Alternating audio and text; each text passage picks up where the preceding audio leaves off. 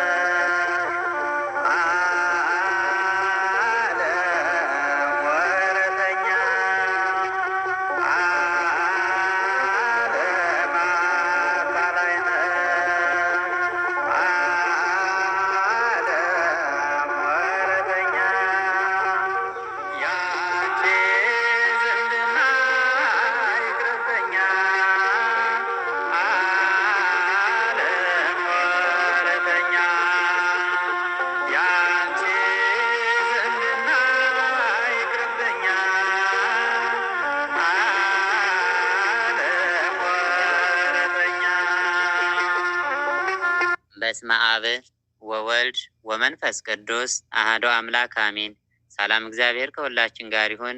የተወደዳችሁና የተከበራችሁ የልዑል እግዚአብሔር ቤተሰቦች እንደምን ሰነበታችሁ?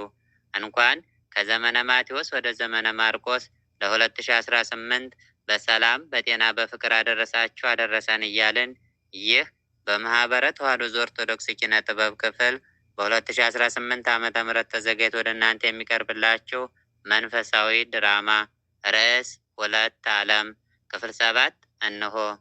አዘጋጅ ህዝባየሽ ወለተ ጊዮርጊስ። ተዋናያን ገነት እንደ ታሪክ፣ ናሆም እንደ አባት እንዳለው፣ አበበ እንደ ታጠቅ፣ እንዳሻው እንደ ተስፉ፣ አባይነሽ እንደ እናቱ ብዬ፣ ልያ እንደ አበባ፣ ሙሽራ እንደ መልካም፣ መሰረት እንደ ለምለም፣ መቅደስ እንደ ፋሲካ፣ ህዝባየሽ እንደ ሰላም በመሆን ነው። ሁለት ዓለም ክፍል 7 እነሆ። በጥሞና ትከታተሉን ዘንድ በኃያሉ በልዑል እግዚአብሔር ስም በትሕትና እንጠይቃለን።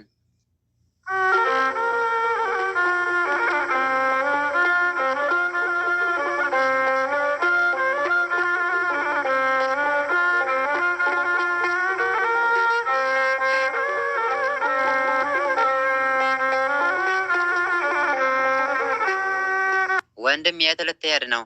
አዲስ ዓመት ሲመጣ ከነበረው ልማዳችን ወጥተን እግዚአብሔርን ደስ በሚያሰኘው መልኩ መቀበል አለብን። እኛ ካልተቀየርን ዘመኑ ቢቀየር ምን ዋጋ አለው? ከስንፍናችን ተነስተን ከድብስብስ ኃጢአት ወጥተን ወደ አዲሱ ዘመን መሻገር አለብን። ተቀመጥ፣ አሁን አትወጣም ወደ ውጭ። እሺ? ወይ ጉድ! አንተ ደግሞ እንደው የማይነበበውን የማይገናኘውን ታጠምረዋለህ።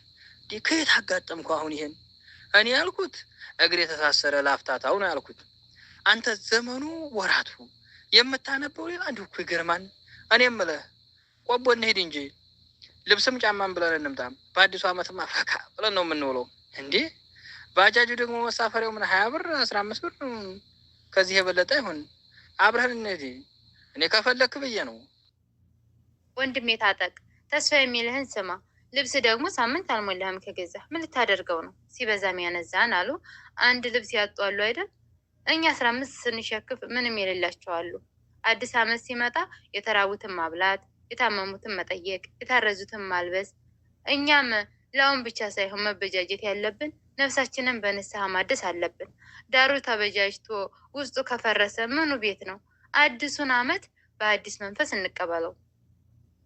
ልክ ብለሻል ታሪክ እህቴ። አምላከ ቅዱሳን ይርዳን። አስተውል ታጠቅ። አረ ምን ጉር ነው? ወይ ጉድ! እንዲያው ወረዳችሁብኝ እኮ ታሪክ። አይ ጥይት እኮ ነሽ። እንዲሁ እንኳን ተስፉን አግኝተሽ እንዲያው ነሽ። ትገርማላችሁ ግን። ለማንኛውም በቃ ልተው፣ ትንሽ ተንቀሳቀሽ ለምጣ። እናንተ አውሩ። ሰላም እንድጻፍላት እስኪ ዛሬ አውርቻ ሰበብ ቢሆን ትንሽ ብር ትረጭልኝ ነበር። አይ ታጠቅ። ለማንኛውም እንኳን አደረሰሽ ልበላት።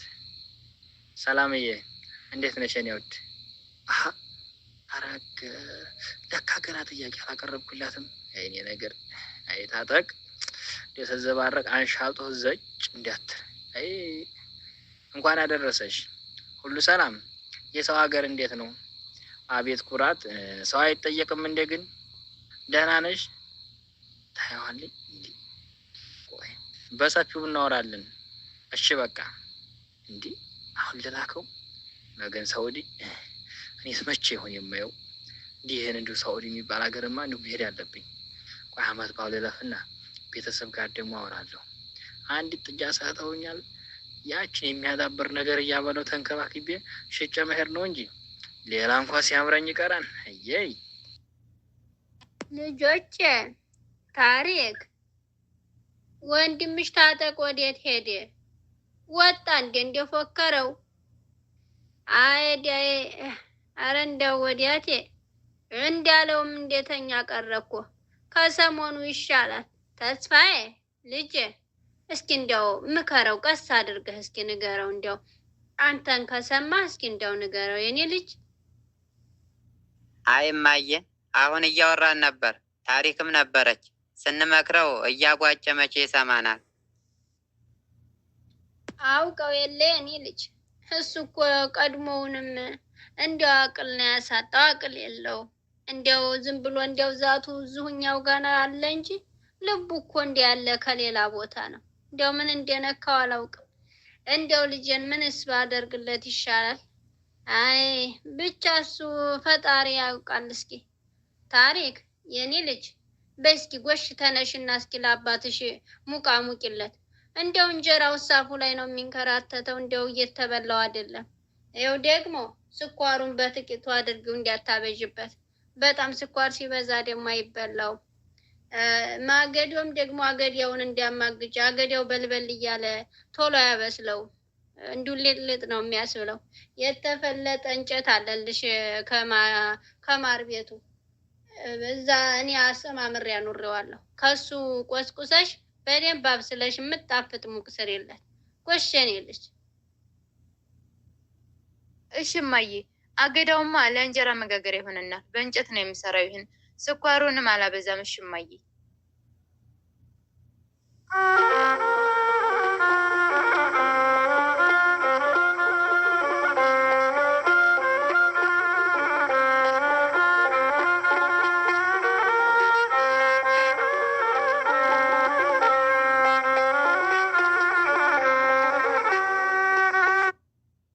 ሰላም ለእናንተ ይሁን እህቶቼ፣ እንደምሰነበታችሁ። እንኳን አደረሳችሁ ለዕለተ ሰንበተ ክርስቲያን፣ እንዲሁም ዕለቱን ታስበውና ተከብረው ለሚውሉ ቅዱሳን በዓላት።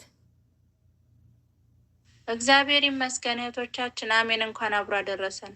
በሉ ወደ ትምህርታችን ልጀምር። እናቴ ማናት? ወንድሞችስ እነማን ናቸው አላቸው። የማርቆስ ወንጌል ምዕራፍ 3 ከቁጥር 33። ተቃዋሚዎቹም ይህን የመጽሐፍ ቅዱስ ቃል ጠቅሰው እመቤታችንን ያቃለሉ መስሏቸው እናቱ በማለት አልጠራትም በማለት ይናገራሉ። በወንጌል የተጻፈውን ስንመለከት የኢየሱስም እናት በዛ ነበረች። የቅዱስ ዮሐንስ ወንጌል ምዕራፍ 2 ከቁጥር 1። የወይን ጠጅ ባለቀ ጊዜ ኢየሱስ እናት በቅዱስ ዮሐንስ ወንጌል ምዕራፍ 2 ቁጥር 3 ላይ ኢየሱስም እናቱን የወደው የነበረውን ደቀ መዝሙር በመስቀል ባየ ጊዜ አንቺ ሴት እነሆ ልጅሽ አላት። የቅዱስ ዮሐንስ ወንጌል ምዕራፍ 19 ከቁጥር 26 በማለት በተለያዩ ክፍሎች መጽሐፍ ቅዱስ እመቤታችንን የኢየሱስ እናት በማለት ይጠራታል። እመቤታችንን ወላዲት አምላክ መሆኗን መካድ የኢየሱስ ክርስቶስን አምላክነት መካድ ነው።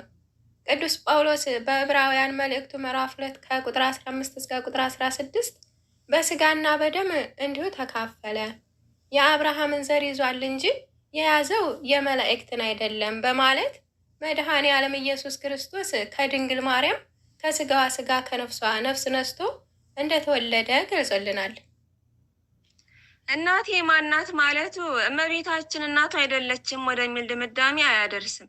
ቃሉን አጣመው በመረዳት የእመቤታችንን ክብር ያቃለሉ የሚመስላቸው ሰዎች ከመጽሐፍ ቅዱስ ትርጓሜና ምስጢር የራቁ ናቸው። በማርቆስ ወንጌል እንደሰፈረው አንድ ሰው ጌታችንን ቸር መምህር ሆይ የዘላለም ሕይወትን እወርስ ዘንድ ምን ላድርግ? የማርቆስ ወንጌል ምዕራፍ 10 ቁጥር 17 ብሎ በጠየቀው ጊዜ ኢየሱስም ስለምን ቸር ትለኛለህ? ከአንዱ ከእግዚአብሔር በቀር ቸር የለም። የማርቆስ ወንጌል ምዕራፍ 10 ቁጥር 18 በማለት መልሶለታል። ይህ ማለት ጌታችን ቸር መምህር አይደለም ለማለት ነው ብለን በደረቁ ከፍታ ነው፣ ወደ ስህተት እንገባለን። ከክርስቶስ በላይ ቸር መምህር ወዴት አለ? ስለዚህ ቃለ እግዚአብሔርን መዝዞ በማውጣት ተቃዋሚዎች እንደሚያደርጉት ለራስ እንደተመቸ አድርጎ መተርጎም እጅግ ብዙ ስህተቶች ውስጥ ከተናል። ጌታችንን በወንጌል እኔ ስለ ራሴ ብመሰክር ምስክርነቴ እውነት አይደለም፣ የቅዱስ ዮሐንስ ወንጌል ምዕራፍ 5 ከቁጥር 31 በማለት ስለተናገረ የክርስቶስ ምስክርነት እውነት አይደለም ልልን ነውን? እናስተውል። የቃሉንስ ትርጉም ሊቃውንት አስማምተው ተርጉመው እንዳስተማሩን ጌታችን መድኃኒታችን ኢየሱስ ክርስቶስ እናቴ ማናት ማለቱ እርሷን እመቤታችንን መንቀፍ አይደለም። ጌታችን እርሱ አስቀድሞ እናቱንና አባቱን የማያከብር ይሙት የሚል ሕግን ሰጥቶ በኋላ በሐዲስ ኪዳን አጽንቶት ነበር። ኦሪት ዘጸአት ምዕራፍ 20 ከቁጥር 2፣ ኦሪት ዘዳግም ምዕራፍ 27 ከቁጥር 6 ብሏልና።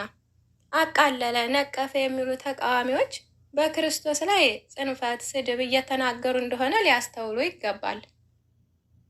ሊቃውንት መተርጉማን እንደሚያስተምሩት ይህን ማለቱ ስለ ሁለት ነገር ነው ይላሉ። አንደኛ ከእናትና ከአባት ክብር የእግዚአብሔር ክብር የሚበልጥ መሆኑን ለማስተማር ነው። ሌላው ደግሞ ከጉባኤ ከትምህርት መካከል መነሳት የማይገባ መሆኑን አብነት ሊሆነን ነው። ይህንን የተናገረው እናቱን ስላቃለለ እንዳልሆነ እናስተውል። ስለ እናቱ እናታችን ቅድስት ድንግል ማርያምማ በመስቀል ላይ ሆኖ እንኳ አልዘነጋትም። አንዱ ሊቅ ጌታ ይህን ማለቱ እናቱን እንደሚያቃልል ሰው የተናገራት አይደለም። ይልቁኑ የእመቤታችን ክብር ጌታን በመውለዷ ብቻ ሳይሆን በቅድስና ሕይወቷም በጽድቅ ስራ ሁሉ የተመሰገነች እግዚአብሔርን ፈቃድ ያደረገች መሆኗን ሲገልጽ ነው ብሏል። በእርግጥም እንደ እመቤታችን የእግዚአብሔርን ፈቃድ ያደረገ ከቶ ማን አለ? ምልጃዋና ረድኤቷ አይለየን። ቃለ ሕይወት ያሰማልን፣ ጸጋውን ያብዛላችሁ። በዚሁ ይብቃን። የሳምንት ሰዎች ይበለን።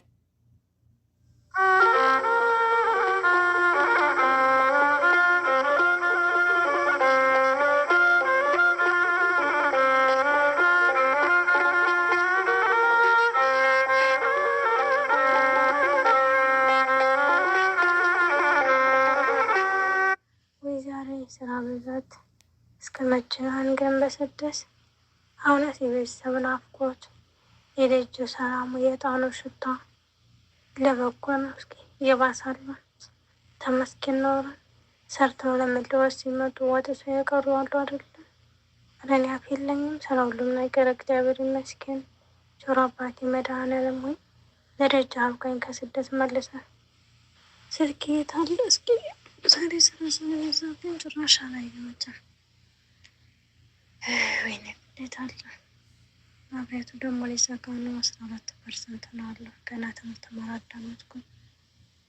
እስኪ ትንሽ ማልኝና ትምህርት ገብቼ እንዳዳመጥ በይማ ደግሞ ሜሴጅ ወርዷል። አልገባም። እስኪ ላሁንም ተልባልና አላምበው ሰላምታን ሰኝ ተላከልኝ።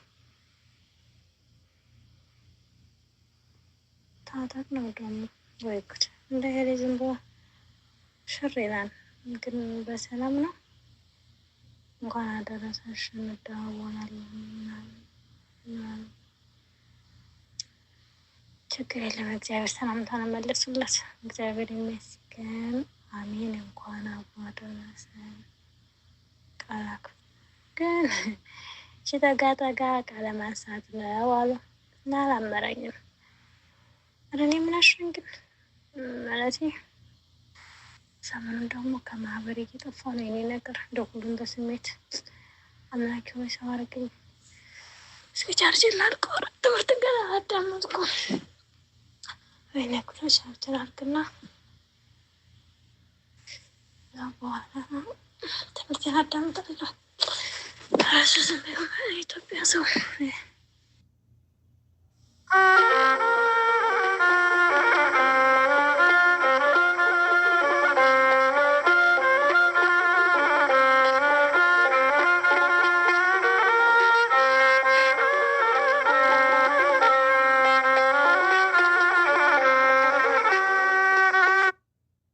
የተወደዳችሁ አድማጮቻችን እስካሁን ስትከታተሉት የነበረው በማህበረ ተዋህዶ ኦርቶዶክስ ኪነ ጥበብ ክፍል በ2018 ዓመተ ምህረት ተዘጋጅቶ ወደ እናንተ የቀረበላችሁ ሁለት ዓለም የተሰኘውን መንፈሳዊ ድራማ ክፍል 7 ይህንን ይመስል ነበር። በጥሞና ስላዳመጣችሁን በኃያሉ በልዑል እግዚአብሔር ስም ከልብ እናመሰግናለን። በቀጣይ ክፍል እስከምንገናኝ ቸር ሰንብቱልን እያልን ወስብሐት ለእግዚአብሔር ወለወላዲቱ ድንግል ወለመስቀሉ ክቡር። ይቆየን። አሜን።